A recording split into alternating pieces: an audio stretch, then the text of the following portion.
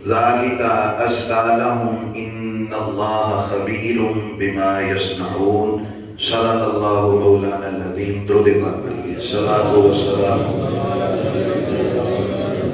سیدی یا رسول اللہ، الصلاۃ والسلام علیک یا سیدی یا حبیب اللہ، الصلاۃ والسلام علیک یا سیدی یا رحمۃ للعالمین وعلی آلک واصحابک یا سیدی یا خاتم النبیین۔ اللہم صلی وسلم وبارک علی سیدنا و مولانا محمد النبی الأمی وعلی آلہ وسلم تسلیما۔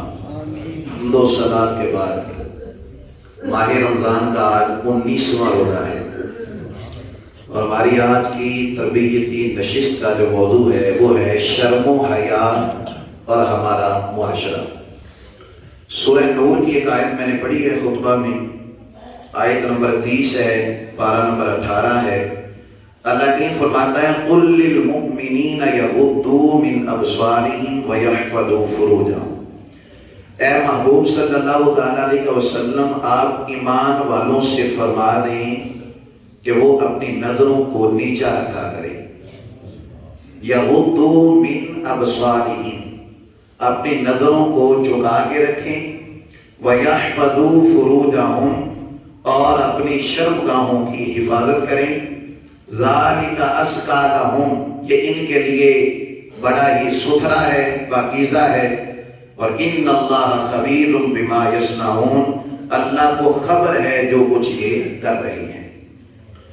ہمارا معاشرہ اسلامی معاشرہ ہے، اور اسلامی معاشرہ جو ہوتا ہے یہ شرم و حیا والا ہوتا ہے۔ مذہب اسلام، دین اسلام اپنے ماننے والوں کو شرم و حیا کا حکم دیتا ہے۔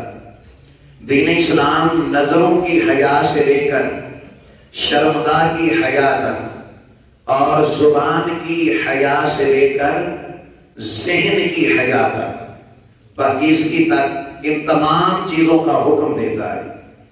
اس لیے کہ مسلمان مرد ہو یا مسلمان عورت ہو، اپنے قد کی وجہ سے اس کی عزت نہیں ہوتی، اس کی عزت ہوتی ہے اس کے اندر شرم و حیا کتنی ہے، یہ کتنا حیا دار ہے، کتنی شرم و حیا والا ہے، اس کا قد، اس کا چہرہ، اس کا رنگ و روپ، اس وجہ سے اس کی عزت نہیں۔ اسلام کہتا ہے جس میں جتنی زیادہ شرم و حیا ہوگی اللہ اور اللہ کے رسول کی نظر میں اتنا ہی زیادہ وہ عزت والا ہوگا، اتنا ہی زیادہ وہ وقار والا ہوگا۔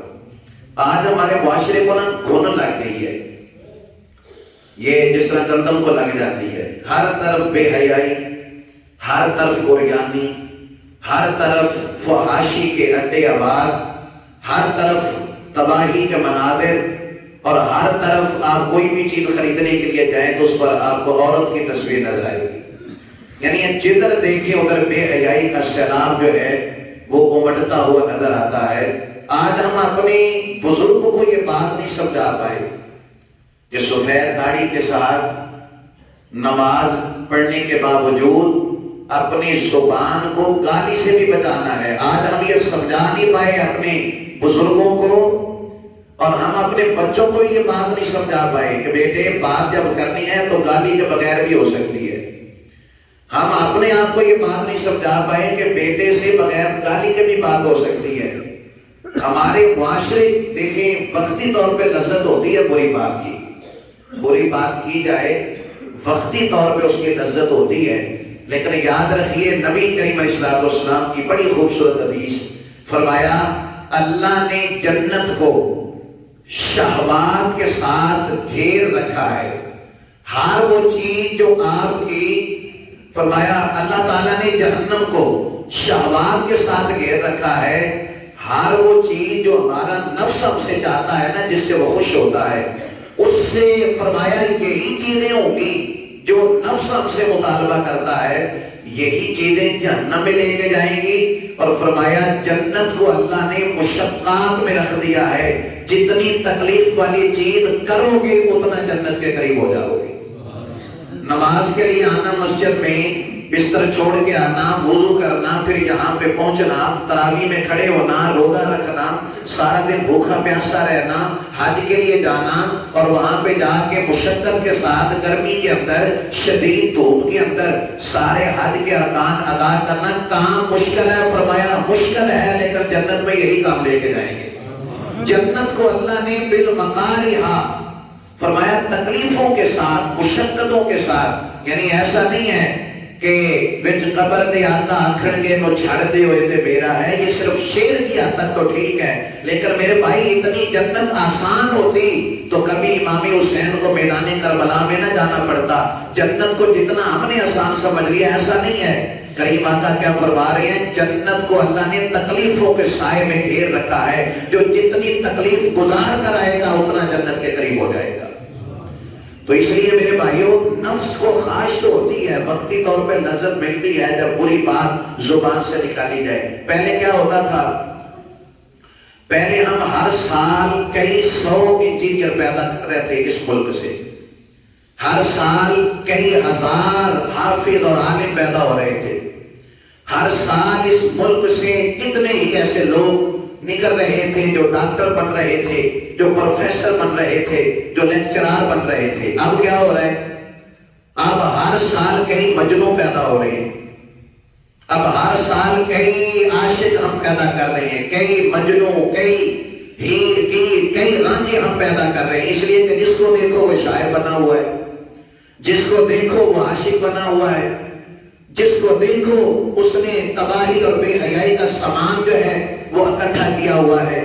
اور آج کوئی جرم ہی نہیں رہا، ٹی وی پہ خبریں سنانے والے مرد ہوتے ہیں، عورتیں خبریں سنا رہی ہیں اور بڑے شوق سے ان کو دیکھا جا رہا ہے۔ ایک نظر شریعت نے معاف کی ہے، پہلی نظر وہ بغیر، یعنی آپ کا ارادہ نہیں تھا اور آپ کی نظر پڑ گئی کسی عورت پر، تو یہ نظر معاف ہے۔ مولا علی شیر خدا اس حدیث کے راوی فرمایا علی پہلی نظر معاف ہے، لیکن دوبارہ اگر قصدن دیکھا تو یہ معاف نہیں ہوگا، یہ جرم ہے اور یہ گناہ ہے۔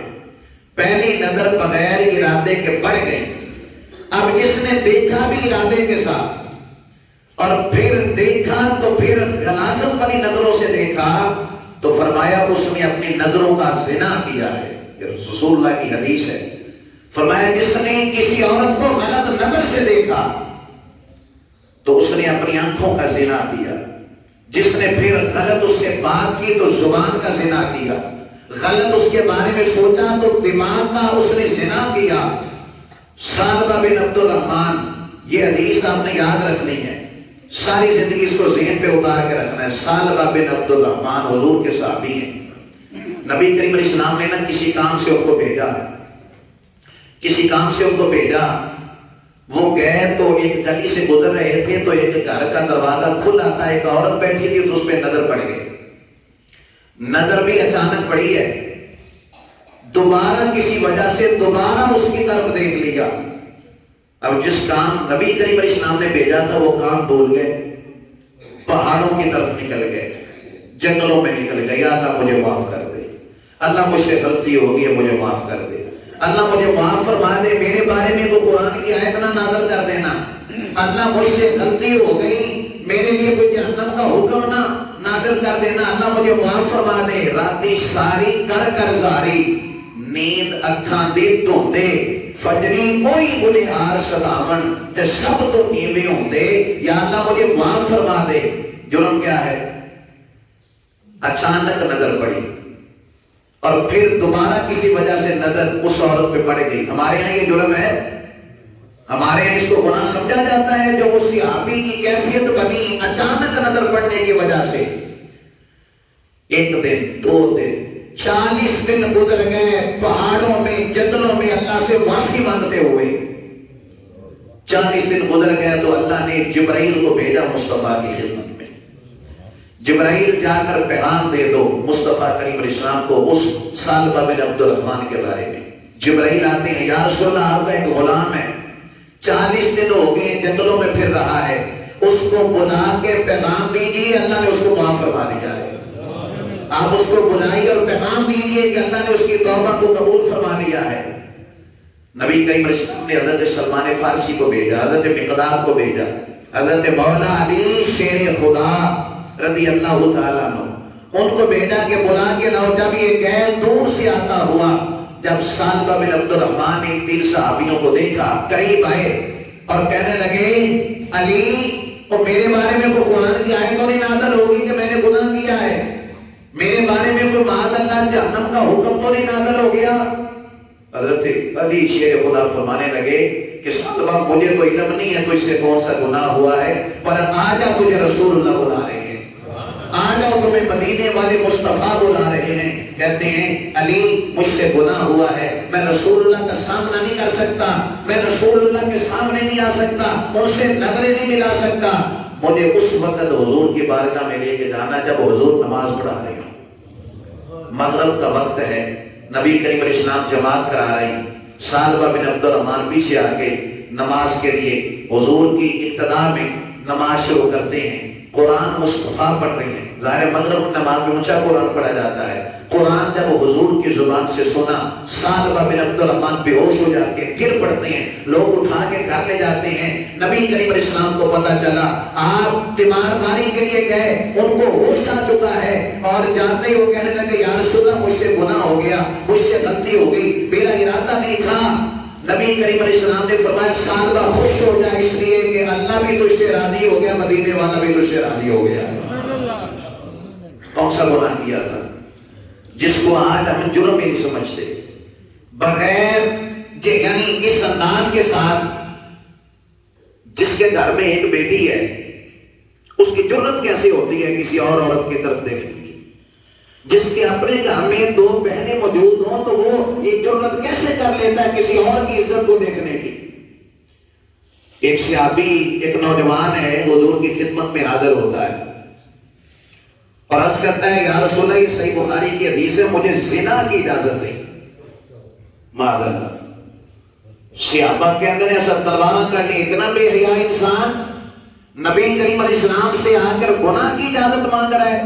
لیکن وہ کریم نبی تھے، تربیت کرنا جانتے ہیں. جب صحابہ نے تلواریں نکالی، فرمایا صبر کرو. نوجوان کو قریب بلایا اور کس انداز کے ساتھ، کن لفظوں کے ساتھ نبی کریم علیہ السلام نے تربیت فرمائی. فرمایا کیا کہتا ہے؟ یا رسول اللہ مجھے اجازت ہے کہ میں زنا کروں. فرمایا کہ یہ جس کام کی تو مجھ سے اجازت مانگ رہا ہے، یہی کام تو اپنی ماں کے لیے پسند کرے گا، یہی کام تو اپنی بہن بیٹی کے لیے پسند کرے گا. یا رسول اللہ میں زبان کاٹ دوں گا اس کی، میں اس کی آنکھیں نکال لوں گا. نبی کریم علیہ السلام نے فرمایا جن جذبات کا تو اظہار کر رہا ہے، جس گناہ کی تو اجازت مانگ رہا ہے، جب اپنے گھر والوں کے لیے کام تو پسند نہیں کرتا تو جس کے ساتھ یہ کرنا چاہتا وہ بھی تو کسی کی ماں بہن بیٹی ہوگی نا. ایک لفظ ذہن میں بٹھا لیجئے، اگر آپ چاہتے ہیں، ہم اگر چاہتے ہیں نا کہ ہماری عزتیں محفوظ رہیں تو پھر دوسروں کی ماں بہن کو بھی اپنی ماں بہن سمجھنا ہوگا. اگر ہم بچنا چاہتے ہیں، اگر آپ یہ سمجھیں کہ میں دوسروں کی عزتوں کو دیکھتا رہا ہوں تو گھر تو فرشتے کھڑے کر کے جاؤ گے اپنی عزتوں کی حفاظت کے لیے کہ وہ کوئی میری عزت کی طرف 7 کوٹھڑیوں میں بھی ہوگا، اللہ اسے رسوا کر دے گا جو دوسروں کی عزتوں کا خیال نہیں کرتا. وہ آپ کا اور میرا نبی تو وہ ہے، حاتم طائی کی بیٹی قیدی ہو کر آتی ہے حضور کی بارگاہ میں، دوپٹہ سر پہ نہیں تھا. کریم نبی نے فرمایا عمر بیٹی کے سر پہ دوپٹہ دو. یا رسول اللہ یہ کافر کی بیٹی ہے. فرمایا بری ہوتی ہے، وہ کافر کی ہو بھائی مسلمان کی ہو، بیٹی بیٹی ہوتی ہے. نبی کریم علیہ السلام خود اٹھے، مزمل والی چادر بیٹی کے سر پہ دی اور فرمایا بیٹی یہ جنگ تھی اور جنگ میں ایسا ہی ہوتا ہے، ہمارے لوگ بھی قیدی ہوتے ہیں اور ادھر سے بھی قیدی ہوتے ہیں، یہ جنگ تھی، جنگ میں تمہیں قیدی بنایا گیا. بیٹی اگر تو یہاں رہنا چاہے، اگر تو یہاں رہنا چاہے، محمد مصطفیٰ تیرا باپ ہے، ایسا تو صدیقہ تیری ماں ہے. اگر تو یہاں پہ رہنا چاہے اور اگر تو واپس جانا چاہے تو میں صحابہ کی ڈیوٹی لگاتا ہوں، یہ تمہیں واپس کر کے آتے ہیں. اور کہنے میں واپس جانا ہے. نبی کریم علیہ السلام نے کچھ اصحاب کی ڈیوٹی لگائی، بہن کو چھوڑ کے آؤ، بیٹی کو چھوڑ کے آؤ.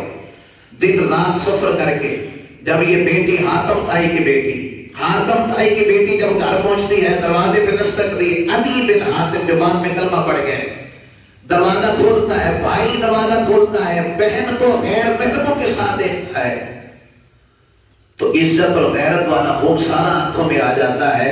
اس سے پہلے کہ کچھ بولتا، بہن آگے بڑھتی ہے، منہ پہ ہاتھ رکھتی ہے، ایک ہی جملہ وہ کہہ پایا، وہ ایک ہی جملہ کہہ پایا، مسلمانوں کے نبی کا کردار کیسا رہا، مسلمانوں کے نبی کا انداز کیسا رہا۔ اس نے کہا اتنی عزت سگے باپ نے نہیں کی جتنی عزت مدینے والے مصطفیٰ نے کی ہے۔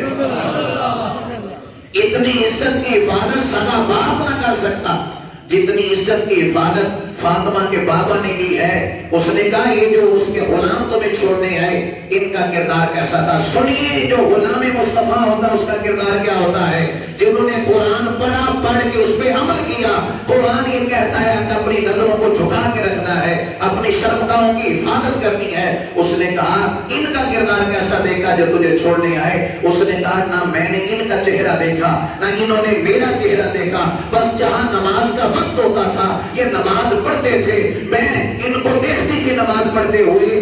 کہتی ہے کہنے لگا جب اتنا ستھرا کردار دیکھا ان کے نبی کا، نبی کے غلاموں کا، تو پھر تو کلمہ پڑھ کے مسلمان کیوں نہیں ہوئی؟ اس نے کہا جی بڑا چاہتا تھا کہ میں مسلمان ہو جاؤں، مگر پھر سوچتی تھی کہیں بھائی جہنمی ہو کے نہ مر جائے، میں تجھے لینے کے لیے آئی ہوں، آجا دونوں مل کے نبی کے قدم چوم کر جنت کے بہاروں کو اپنے حصے میں کر لیں۔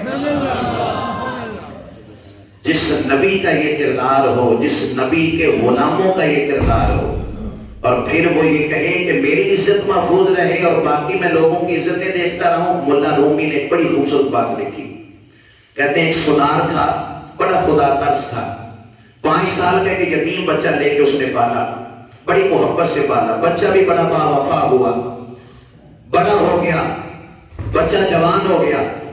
ایک دن سونار اپنے گھر آتا ہے، دیکھا بیوی رو رہی ہے، کہا کیا ہوا؟ کہنے لگی جس کو پال پوس کے جمع کیا، بڑی محبت کے ساتھ اسے پالا، آج اس نے بے حیائی کے ساتھ میرے ہاتھ کو پکڑا ہے، میں تو شرم سے مر گئی ہوں اور زمین میں گرنے کو میرا جی جاتا ہے کہ جس کو پالا پوسا جمع کیا تو اس نے آج یہ والی حرکت کی کہ میرے ہاتھ کو اس نے پکڑا۔ یہ مجھے سمجھ نہیں آئی اس بات کی کہ میرے ساتھ ہوا کیا، اتنا با وفا بچہ تھا، اسے اچانک کیا ہو گیا؟ سونار نے جب یہ بات سنی تو کہنے لگا غلطی اس کے نہیں، غلطی میری ہے، یہ سزا مجھے ملی ہے۔ اس نے کہا مجھے سمجھ نہیں آئی بات۔ اس نے کہا آج ایک عورت آئی جب چوڑیاں اپنے پہننے کے لیے، تو میں سونار ہوں، میں جب اسے چوڑیاں پہنانے لگا تو میں نے بھی بری نظر سے اس کا ہاتھ پکڑا، جس کی فوراً اللہ نے مجھے سزا دے دی ہے۔ میں نے کسی کی عزت پہ ہاتھ ڈالا تو آج میرے گھر کے اندر ہی اللہ نے مجھے اس کی سزا دے دی۔ اور بھائی ہم کیا سمجھتے ہیں کہ ہم سمجھتے ہیں کہ فرشتے کھڑے ہو جائیں گے ہماری عزتوں کی حفاظت کے لیے۔ آپ کسی کی ماں کو اپنی ماں سمجھیں، آپ کسی کی بیٹی کو اپنی بیٹی سمجھیں، کسی کی بہن کو اپنی بہن سمجھیں، اللہ فرشتے بھیج کر آپ کی عزت کی حفاظت فرمائے گا، عزت کی حفاظت فرمائے گا۔ اور مولا علی شیر خدا کی طرف ایک روایت منقول ہے، زنا ایک قرض ہوتا ہے اور قرض واپس کرنا ہوتا ہے۔ ایسا نہ ہو، اللہ تعالیٰ محفوظ فرمائے، ہر ایک کی عزت کو محفوظ رکھے۔ زنا قرض ہے تو یہ واپس کرنا ہوگا، اور جس انداز سے واپس ہوتا ہے پھر ہم اس کا گمان بھی نہیں کر سکتے۔ شرم و حیا کا بہتر بنتے ہوئے مسلمان کا جو انداز ہے، مسلمان نوجوان کا، آج ہمارا المیہ یہ ہے، بیٹے کے ہاتھ میں موبائل دے دیا اور بیٹی کے ہاتھ میں موبائل دے دیا، ہاتھ میں آگ کا انگارہ رکھ کے پھر کہنا کہ اب جلنا نہیں، ہاتھ میں آگ کا انگارہ رکھ دیا اور پھر کہنا کہ بیٹے اس کا غلط استعمال نہیں کرنا۔ مجھے بڑا اعتماد ہے اپنے بیٹے پر، مجھے بڑا اعتماد ہے اپنی بیٹی پر۔ بھئی یہ وہ جملے ہیں، کیا نبی کریم علیہ السلام کا اپنی ازواج پہ اعتماد نہیں تھا؟ عبداللہ بن ام مکتوم نابینا صحابی ہیں، مؤذن رسول ہیں، اذان پڑھتے ہیں مسجد میں حضرت بلال کے ساتھ، نبی کریم علیہ السلام کی خدمت پہ آئے، حضور اپنی 2 ازواج کے ساتھ گفتگو فرما رہے تھے۔ جب وہ آئے، حالانکہ وہ نابینا ہے، دیکھ نہیں سکتے، جب وہ آئے تو نبی کریم علیہ السلام نے فرمایا عائشہ پردہ کرو، حفصہ پردہ کرو۔ یا رسول اللہ یہ تو نابینا ہے. فرمایا تم تو دیکھ رہی ہو نا, تمہیں تو نظر آتا ہے نا, تم تو دیکھ رہی ہو نا. اتنا اعتماد جتنا مدینے والے مصطفیٰ کو ہے, لیکن پھر بھی پردے کا حکم دیا, پھر بھی یہ کہا. تو ہم یہ کہہ کر کس دھوکے کے اندر ہیں؟ ہم نے خود آگ لگائی ہے چمن میں اپنے, بے سبب گردش ایام کو الزام نہ دو. ہم نے خود نور کا ظلم سے کیا ہے سودا, ہم نے خود نور کا ظلم سے کیا ہے سودا. کر کے توہین سحر شام کو الزام نہ دو. دل کے پپولے چل اٹھے سینے کے تاگ سے, اس گھر کو آگ لگ گئی گھر کے چراغ سے.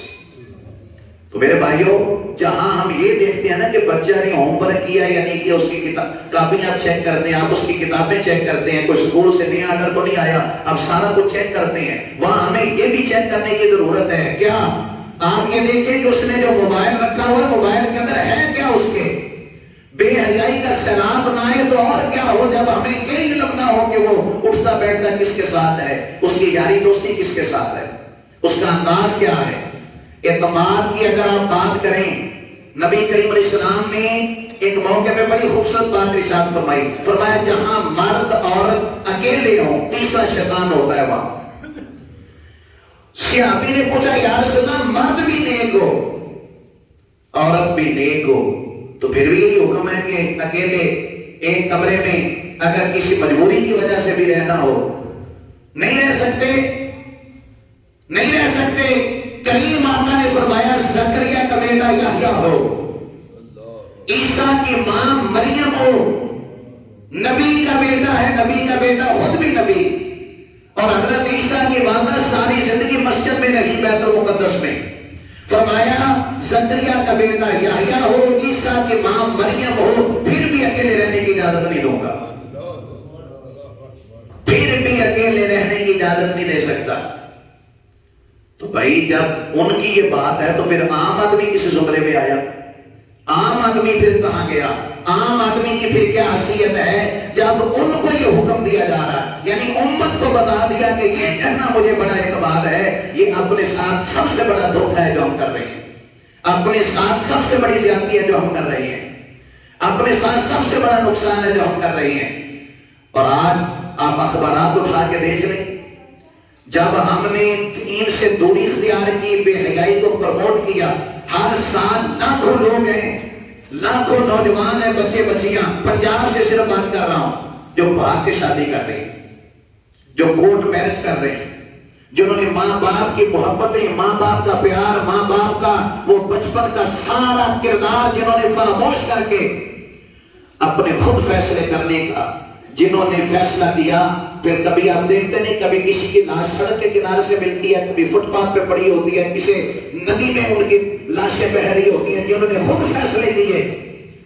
کوئی بول ابلڑا نہ بول بیٹھی ہوندے خصم ناراض بڑ بولیاں دے, بولی کان تے کوئل دی دستی ہے, بڑے فرق ہوندے سجنا بولیاں دے, جیڑیاں خصماں دی وچ رضا وسن, بات جاگ جاندے انہاں بولیاں دے, ادل گئیاں نو سردار پین تکے, شرما والیاں نو جھوٹے ڈولیاں دے, شرما والیاں نو جھوٹے ڈولیاں دے.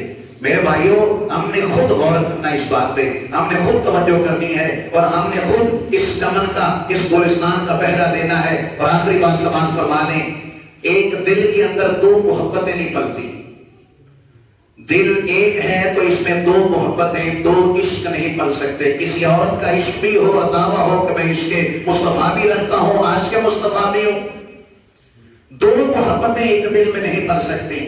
اگر عاشق مصطفیٰ ہونے کا دعویٰ ہے تو موبائل کو صاف رکھنا ہوگا, اگر عشق مصطفیٰ کا دعویٰ ہے تو نظر کو صاف رکھنا ہوگا.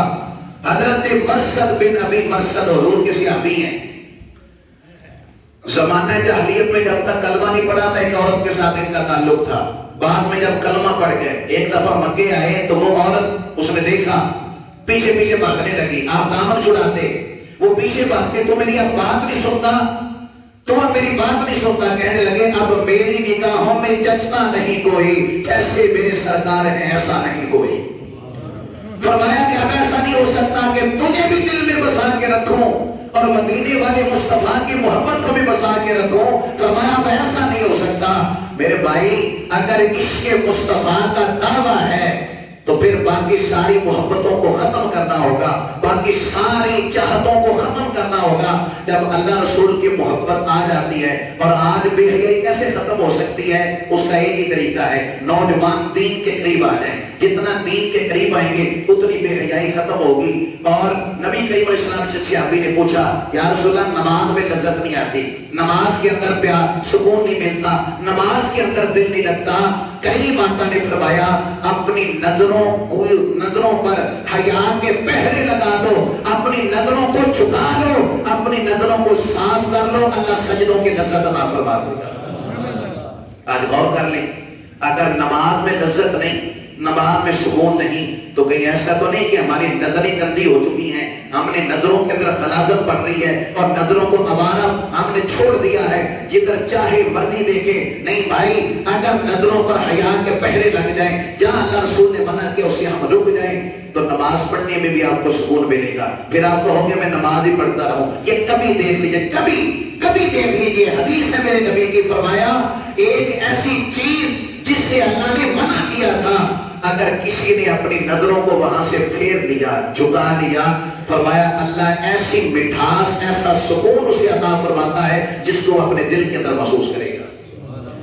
دل کے اندر محسوس. للمؤمنین یغضوا من ابصارہم، ایمان والے مردوں سے کہہ دو اپنی نظروں کو جھکا کے رکھیں اور اپنی شرمگاہوں کی حفاظت کریں. اور ایک موقع پہ کریم آقا نے فرمایا 2 چیزوں کی مجھے ضمانت دے دو. کتنی چیزوں کی؟ 2 چیزوں کی مجھے ضمانت دے دو، میں تمہیں جنت کی ضمانت دیتا ہوں. ایک سوکھی جنت، 2 چیزوں کے بعد ضمانت دے تو ان کا صحیح استعمال کرو گے. یا رسول اللہ کون سی؟ فرمایا ایک شرم کا، دوسری زبان. ان کی حفاظت کے مجھے ضمانت ہو تو جنت کی میں تمہیں ضمانت دیتا ہوں. ان کی حفاظت کے مجھے ضمانت دے دو کہ ان کا صحیح استعمال کرو گے. فرمایا پھر جنت کی ضمانت مجھ سے دے دو، جنت کی ضمانت مجھ سے دے دو. ہمیشہ بدعت خیر الانام میں گزرے. دعا ہے یہ عمر درود و سلام میں گزرے. وما علینا الا البلاغ المبین.